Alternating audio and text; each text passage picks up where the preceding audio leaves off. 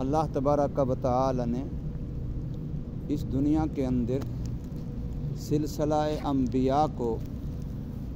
محمد کریم صلی اللہ علیہ وسلم پر ختم فرمایا اور آپ صلی اللہ علیہ وسلم کو آخری نبی اور آخری رسول بنایا۔ ختم نبوت کا تاج، ختم نبوت کا صحرا آپ صلی اللہ علیہ وسلم پہ سجایا۔ محمد کریم صلی اللہ علیہ وسلم مربی اعظم ہیں، معلم اعظم ہیں، ہادی اعظم ہیں، محسن اعظم ہیں۔ آپ صلی اللہ علیہ وسلم ایسے استاذ ہیں کہ حضور صلی اللہ علیہ وسلم جیسا اور کوئی کامل اکمل استاذ نہیں ہو سکتا۔ اور حضور صلی اللہ علیہ وسلم نے خود ارشاد فرمایا کہ انما بعثت معلما، اللہ تبارک و تعالی نے مجھے استاذ بنا کر کے بھیجا، تعلیم دینے والا بنا کر کے بھیجا، سکھلانے والا بنا کر کے بھیجا۔ حضور صلی اللہ علیہ وسلم وہ مربی ہیں کہ آپ صلی اللہ علیہ وسلم سے اچھا، آپ صلی اللہ علیہ وسلم جیسا تربیت کرنے والا کوئی اور نہیں ہے۔ آپ صلی اللہ علیہ وسلم بڑی محبت سے، بڑے پیار سے تربیت کرتے تھے۔ حضور صلی اللہ علیہ وسلم صحابہ کرام رضوان اللہ تعالی علیہم اجمعین کی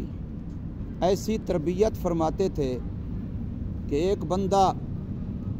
جو آداب سے ناواقف تھا، احکام اور مسائل سے ناواقف تھا،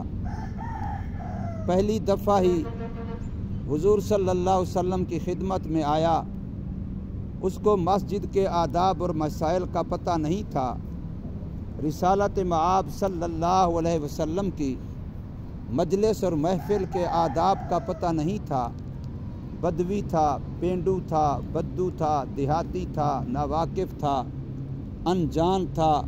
پہلی دفعہ حضور صلی اللہ علیہ وسلم کی مجلس میں آیا اور مسلمان ہوا۔ عرب کے اندر بہت ساری قباحتیں معاشرے کے اندر رائج تھیں، جن میں سے ایک ننگا پن تھا۔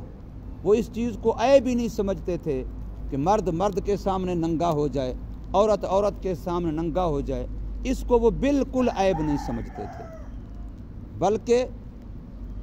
ننگے ہونے پر ان کو کسی قسم کا عقلی طور پر بھی قباحت ذہن میں نہیں آتی تھی۔ اس کو ان کے معاشرے کے لحاظ سے کوئی گندی چیز نہیں سمجھا جاتا تھا۔ اس صحابی مجلس میں بیٹھا ہے، اسے پیشاب کا تقاضا ہوا تو مجلس سے اٹھا اور ساتھ ہی لوگوں کے سامنے کپڑا ہٹایا، پیشاب کرنے لگ گیا۔ اب وہ جگہ مسجد نبوی کی تھی۔ جو صحابہ کرام ان احکام سے، مسائل سے واقف تھے کہ مسجد ہے، اس کا پاک رکھنا ضروری ہے، مسجد کے ادب احترام کے خلاف ہے کہ اس میں پیشاب، اس میں تھوک، اس میں گندی چیز ڈالی جائے، تو وہ سارے فوراً دوڑے اور کہنے لگے اس کو، مہما رک جا رک جا رک جا، یہ کیا کر رہا ہے تو جب صحابہ نے اس کو روکا تو حضور صلی اللہ علیہ وسلم مجلس میں موجود تھے، تو آپ نے صحابہ کو روک دیا، نہیں کچھ نہ کہو، اس کو اپنی ضرورت پوری کرنے دو۔ اب جب اس نے پیشاب مکمل کر لیا تو اب آپ صلی اللہ علیہ وسلم نے اس کو اپنے پاس بلایا، اپنی طرف بلایا اور صحابہ سے فرمایا کہ پانی بھر کے وہاں اس جگہ کو دھو دو، اور صحابہ سے وہ جگہ دھلوا دی۔ لیکن اس بندے کو قریب کیا اور قریب کر کے فرمایا کہ یہ مسجدیں اس لیے بنائی جاتی ہیں کہ ان کے اندر اللہ کا ذکر کیا جائے، یہ مسجدیں اس لیے بنائی جاتی ہیں کہ ان کے اندر نماز کا اہتمام کیا جائے، یہ مسجدیں اس لیے بنائی جاتی ہیں کہ ان میں کلام اللہ قرآن مجید کی تلاوت کی جائے۔ یہ تین گویا کہ رسول اللہ صلی اللہ علیہ وسلم نے مسجد بنانے کے مقصد بیان کیے، ایک ذکر اللہ اور ایک نماز کا قائم کرنا اور ایک قرآن مجید کی تعلیم اور تلاوت۔ یہ حضور صلی اللہ علیہ وسلم مسجد کی بنا کے مقصد بیان کیا اور فرمایا کہ مسجدوں میں پلیدی اور گندگی مناسب نہیں ہے، مسجد کے ادب کے خلاف ہے، لہذا آئندہ ایسا نہیں کرنا۔ اب اس بندے کو اتنے پیار سے سمجھایا، اتنے خوبصورت انداز سے سمجھایا، مسئلہ بھی سمجھا دیا، تربیت بھی فرما دی، تعلیم بھی کر دی، لیکن ایسے خوبصورت انداز سے کہ وہ ساری زندگی یہ جملہ کہتا پھرتا تھا کہ میں نے محمد صلی اللہ علیہ وسلم جیسا استاذ کوئی نہیں دیکھا، اور میں نے محمد صلی اللہ علیہ وسلم جیسا پیار سے تربیت کرنے والا کوئی نہیں دیکھا۔ اور وہ گیا واپس جا کے اپنے پورے کنبے قبیلے میں حضور صلی اللہ علیہ وسلم کے اسی حسن اخلاق کی، حسن تعلیم کی، حسن تربیت کی اس انداز سے وہاں تعریف کی ہے کہ پورا قبیلہ اس سے متاثر ہو کر کے مسلمان ہو گیا۔ پورا قبیلہ اسی وجہ سے مسلمان ہو گیا ہے۔ تو یہ رسول اللہ صلی اللہ علیہ وسلم کا حسن تعلیم اور حسن تربیت ایسا تھا کہ آپ معلم اعظم بھی ہیں، آپ مربی اعظم بھی ہیں، آپ محسن اعظم بھی ہیں، اور آپ ہادی اعظم بھی ہیں۔ حضور صلی اللہ علیہ وسلم نے جن صحابہ کرام کو تعلیم ارشاد فرمائی وہ کائنات کے سب سے بڑے عالم اور استاذ بنے، ان جیسا کوئی عالم اور استاذ نہیں ہے۔ اور حضور صلی اللہ علیہ وسلم نے جن صحابہ کرام کی تربیت فرمائی ہے ان سے زیادہ اچھا اخلاق والا، اچھی تربیت والا کوئی اور بندہ نہیں ہے۔ کوئی استاذ دنیا میں، کوئی والد دنیا میں ایسا نہیں ہے جو یہ دعویٰ کر سکے کہ میرے سارے شاگرد کامیاب ہیں، میری ساری اولاد اچھی تربیت یافتہ ہے، میرے سارے ملنے جلنے والے میرے محتاج سب اچھی تربیت والے ہیں۔ کوئی یہ دعویٰ نہیں کر سکتا سوا محمد کریم صلی اللہ علیہ وسلم کے، جن کی پوری جماعت کے بارے میں، پورے کے پورے شاگردوں کے بارے میں، سارے کے سارے مقتدیوں کے بارے میں، سارے کے سارے مریدوں کے بارے میں اللہ نے خود اعلان کیا ہے کہ ہم نے ان کے دلوں کا تقوی کے لیے امتحان لیا ہے اور ہم نے سب کو کامیاب پایا۔ ان کا ہم نے دلوں کا تقوی کے لحاظ سے امتحان لیا اور یہ پوری جماعت کامیاب جماعت ہے۔ اور اللہ نے فرمایا کُلًّا وعد اللہ الحسنی، ہم نے سب سے جنت کا وعدہ کر دیا۔ رضی اللہ عنہم ورضوا، اللہ ان سے راضی ہو گیا، یہ اللہ سے خوش ہو گئے۔ اولئک ھم الراشدون، اولئک ھم المفلحون۔ اللہ نے صحابہ کرام رضوان اللہ تعالی علیہم اجمعین کے بارے میں قرآن مجید میں یہ گارنٹیاں بشارتیں دی ہیں، اور خود نبی پاک صلی اللہ علیہ وسلم نے اپنی زبان مبارک سے ارشاد فرمایا الصحابۃ کلھم عدول، میرے سارے صحابہ عادل ہیں۔ میرے آقا نے ارشاد فرمایا الصحابی کالنجوم بأیہم اقتدیتم اہتدیتم، میرے سارے صحابہ ہدایت کا چراغ ہیں، ہدایت کا آفتاب ہیں، ہدایت کا مہتاب ہیں۔ جو بھی ان میں سے جس ایک کا دامن پکڑے گا، جس ایک کی اقتداء کرے گا، جس ایک کی پیروی کرے گا، وہ ہدایت یقیناً پا جائے گا۔ یہ مقام ملا صحابہ کرام رضوان اللہ تعالی علیہم اجمعین کو۔ یہ مہینہ جو اس وقت چل رہا ہے رجب المرجب کا مہینہ، اس کے بارے میں نبی پاک صلی اللہ علیہ وسلم نے خود ارشاد فرمایا اے اللہ رجب میں ہمارے لیے برکتیں عطا فرما، اور شعبان جو اس کے بعد آنے والا مہینہ ہے فرمایا اس کے لیے بھی اس کے اندر ہمارے لیے برکتیں عطا فرما، اور ہمیں رمضان مبارک تک پہنچا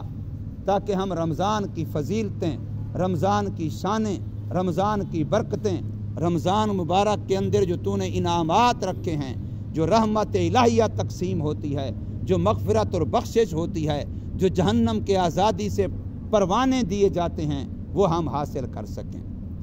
رجب المرجب کا مہینہ گویا وہ مہینہ ہے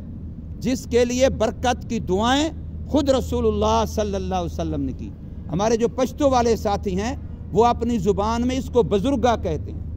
رجب کے مہینے کو ان کے ہاں بزرگا کہا جاتا ہے، اور اکثر ہمارے پختون ساتھی اپنی زکوٰۃ رجب کے مہینے میں دیتے ہیں، جیسے ہم باقی لوگ رمضان کا اہتمام کرتے ہیں کہ وہاں 70 گنا زیادہ ثواب ملتا ہے، لیکن ہمارے پختونوں کے اندر اس مہینے کے اندر صدقہ خیرات زکوٰۃ دینے کا زیادہ اہتمام کیا جاتا ہے،